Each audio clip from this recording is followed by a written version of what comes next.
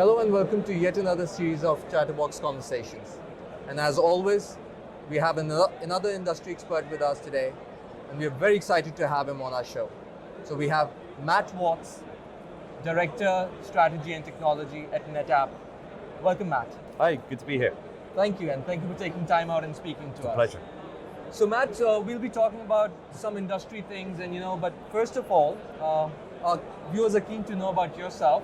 So tell us something about yourself, how you ended up in IT industry, how long has it been, and now with NetApp. So I've been in the IT industry for quite a long time. I wasn't great when I started. Didn't start off in IT actually. My background is I'm an aerospace engineer, and I made a move into IT almost 30 years ago now, just because IT was really starting to boom as an industry, and I kind of recognized that was a sector I wanted to be part of.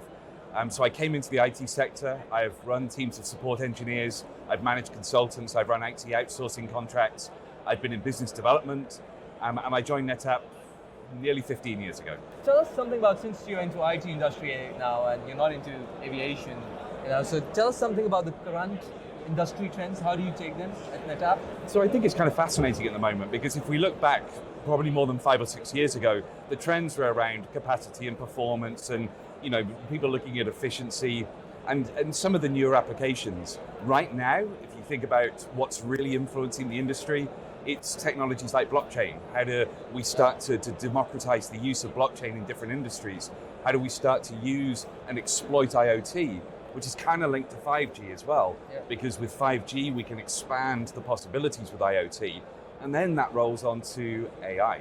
And how do we start to use AI within business to better understand the things that we currently do, but also to find a whole bunch of new things that we don't currently do. Since you've mentioned about AI, is there any use case you'd like to share with our viewers? Yes, I mean, there's so many different use cases, and I think one of the things that I know we can all be a little guilty of as we kind of, let's say, over-market the AI hype, is we lead people to believe that they're going to create these huge AI programs, the kind of HALs from Space Odyssey. And now, whilst that is happening, it's a very small percentage of what's happening. What we're actually seeing is that companies are looking at how do we use AI to enhance existing processes, existing ways of doing things. From a NetApp point of view, how do we better automate our own support infrastructure? How do we start to create chatbots and kind of more intelligent AI type systems to be able to provide better support to people? So there's lots of different use cases, and I think what people have got to get comfortable with, the use cases aren't always these big, glamorous, world-changing projects. Quite often the best way to get started with AI is start small. Okay, so you mentioned about NetApp and AI, so I'd like to know how would it affect NetApp? So I think it's affected us in several different ways. I think one is we've had to look at inside our own organization, and how do we look to implement IT. We're an 11,000 employee company with a fairly substantial IT environment. So how do we look to simplify, automate, and optimize the IT environment? How do we use it to help us with security, to start to understand what's happening with our environment? And then, of course, this becomes the real kind of outbound use cases. How do we create automated support assistants such that customers, rather than having to pick up the phone or log tickets, can interact with Elio, who is our virtual support assistant? So you've got those kind of two dimensions. Then the third one is our customers are obviously all looking at AI. So we've had to start looking at partnerships, which is why we work very closely with NVIDIA. We've also had to look at our data fabric strategy, this idea of companies being able to have their data in the right place at the right time with the right characteristics.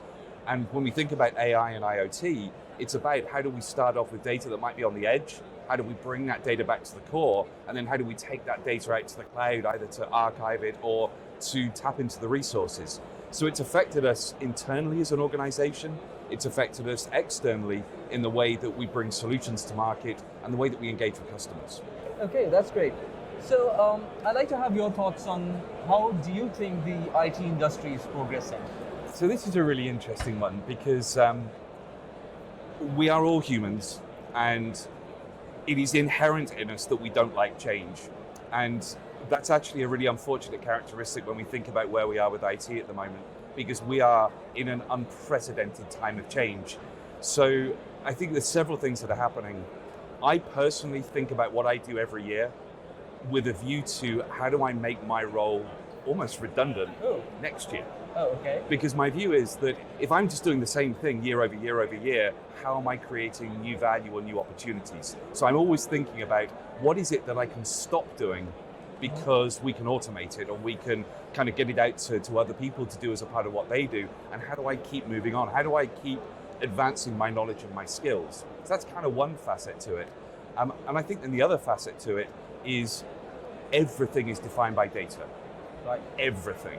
Right. And as we think to the future, application environments, every single thing that we have that's hitting us is data defined. Great. So we all need to become data specialists. We all need to have a much better understanding, not of how the hardware works necessarily, but of the data, the types, what we can do with it, what we should be able to do with it. So, be prepared to change. Don't be frightened to let go of things that you thought were in your comfort zone, and always be inquisitive. Always look for what could be happening next and how can I be a part of it. So lastly, I'd like to ask you, in fact, if you'd like to share a message with our viewers who are keen to know anything from you, in particular, any particular messages or any message for our viewers? So I think some of it is kind of related to what I just said. Okay. And there's actually a quote, and I'll share this with you. It's one of my favorite quotes, and it comes from Douglas Adams, who Hitchhiker's Guide to the Galaxy. And my favorite quote from him isn't "Don't panic," which is the one everyone thinks of. In my line of work, I'm always looking at what could be next, what's coming, all the new technologies that are coming through. It's very easy, certainly as you get a bit older, to dismiss technologies. And I'm okay if people dismiss technologies because they don't see the value to them. What worries me is when people dismiss technologies and then write them off as being irrelevant or pointless. Because my view is, just because something doesn't have value to you, does not mean that it doesn't have value to someone. Exactly. So my Douglas Adams quote he says this: everything that exists in the world when you're born is normal. Everything that comes along before you're of the age 35 is an opportunity, and potentially you can build your career out of it. And everything that comes along after you're 35 will bring about the end of the world and must be completely rejected. And every time I think of something or I see something and I feel that inclination to dismiss it because it isn't relevant to me, I think of that quote, and I think just because it's not relevant to me doesn't mean that it doesn't have relevance. That would be my advice. So thank you so much for that message to our viewers. We'd like to thank you. Thank you for being on our show. It was a pleasure to have you. It's a pleasure to be interviewed. Thank you very much. To you. Thank you indeed. So that was Matt Watts with us today, and we look forward to speaking to other industry experts later. Till then, take care. Goodbye.